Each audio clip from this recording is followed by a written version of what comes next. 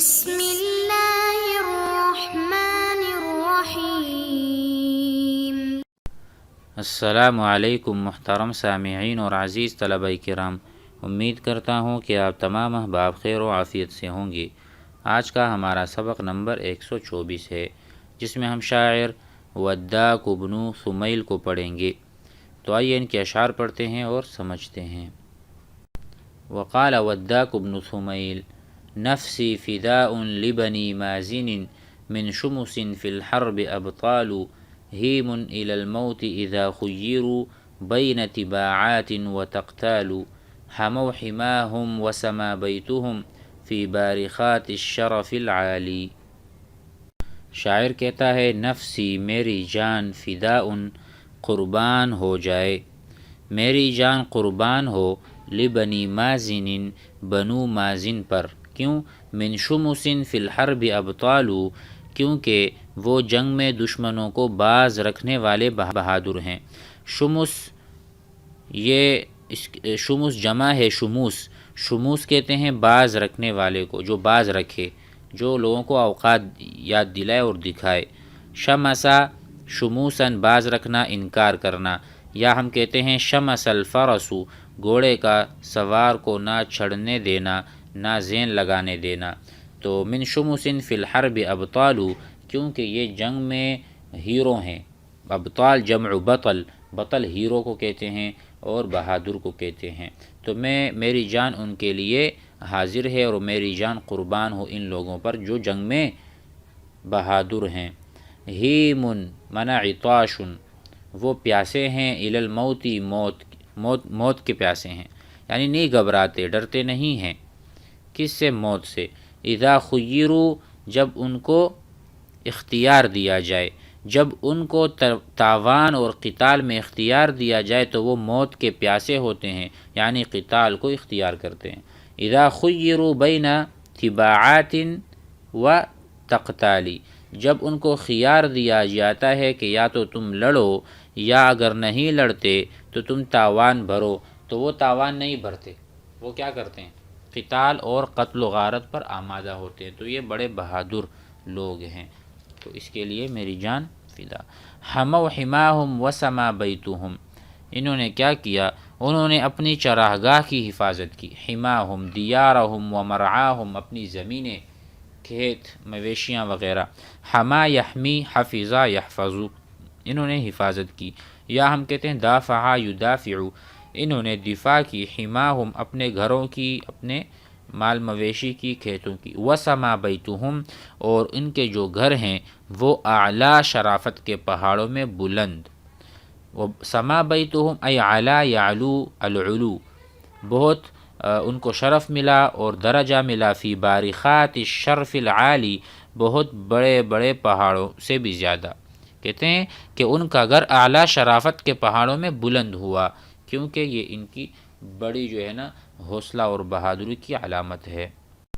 وقال سوار اجنوب انک لو رأیت فوارسی بالسی حین تبادر الاشرار، کہتے ہیں اجنوب، اے جنوب، جنوب علم زوجتی، ای اسم زوجتی، اس کی بیوی کا نام ہے، گویا کہ اسے خطاب کر کے کہتا ہے اے جنوب، اگر تو میرے سواروں کو مقام سی میں دیکھتی جب کہ بزدل لوگ ایک دوسرے سے بڑھنے کی کوشش کرتے ہیں۔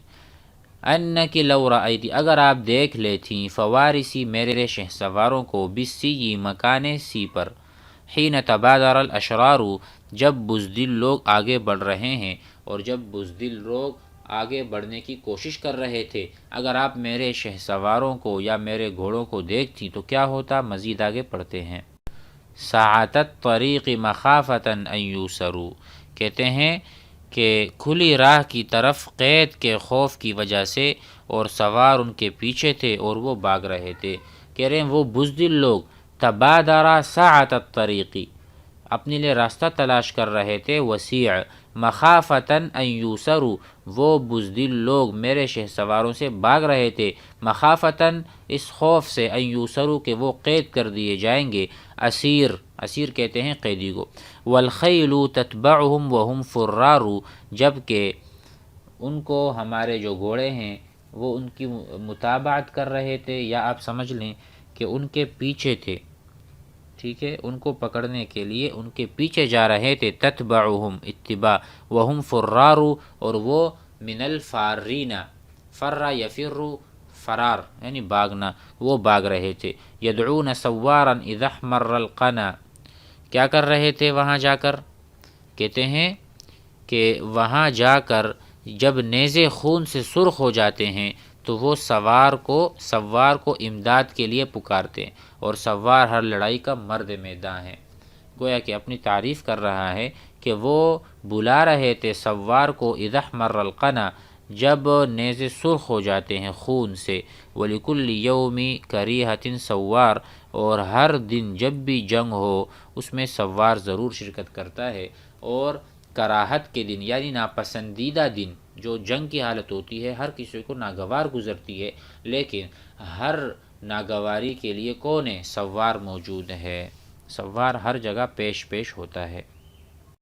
وقال ابو حذابة او ابن حذابة من كان اقحم او خامت حقيقته عند الحفاظ فلم يقدم على القحم فعقبة بن زهير يوم نازله جمع من الترك لم يحجم ولم يخم مشمر للمنايا عن شواه إذا ما الوغد أسبل ثوبيه على القدم خاض الردى والعدا قدما بمنصله والخيل تعلق مثل الموت باللجم۔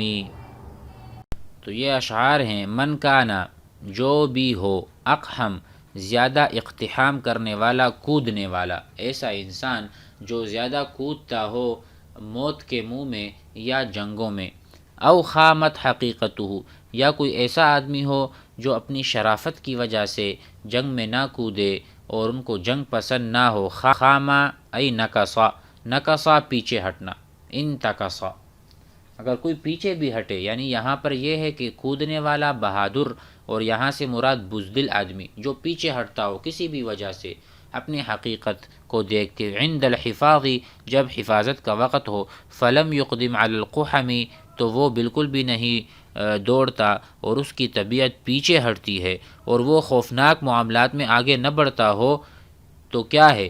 فعقبۃ بن زہیر، لیکن عقبۃ بن زہیر کا حال تو یہ ہے کہ ترک کی جماعت کی جب لڑائی ہوئی تھی نا تو وہ بالکل بھی باز نہیں ہٹا تھا، یہ بتا رہے ہیں۔ فعقبۃ بن زہیر یوم نازلہ جمع، نازلہ قاتلہ جمع، جب ایک جماعت نے عقبہ ابن زہیر کے ساتھ مقابلہ کیا اور ان کے ساتھ جنگ چھیڑی، منت ترکی، ترک والی جماعت نے، لم یحجم ولم یخمی، تو نہ وہ پیچھے ہٹا اور نہ وہ باز رہا، ٹھیک ہے۔ کہتے ہیں کہ عقبہ ابن زہیر کی تو حالت یہ ہے کہ جب ان کے ساتھ ترک لشکر نے لڑائی کی ٹھانی تو یہ بھی پیچھے نہ رہا کسی وجہ سے، بلکہ یہ آگے بڑھا، اس نے جم کر مقابلہ کیا۔ مشمر حالت کیا تھی؟ مشمر کہتے ہیں اس آدمی کو جو گویا کہ آستینے چڑھایا ہوا ہو۔ تو کہتے ہیں جب کمزور آدمی اپنے دونوں کپڑے شلوار قمیص خوف کی وجہ سے اپنے قدم پر لٹکا دیں تو عقبہ اپنے جسم کے اعضاء سے اموات کے مقابلے کے لیے کپڑوں کو سمیٹنے والا ہے۔ عن شواہ اطراف جسم، اعضاء کھال کا ظاہری حصہ، تو کہتے ہیں وہ اس حالت میں تھا کہ وہ اپنے اعضاء کو سمیٹ رہا تھا۔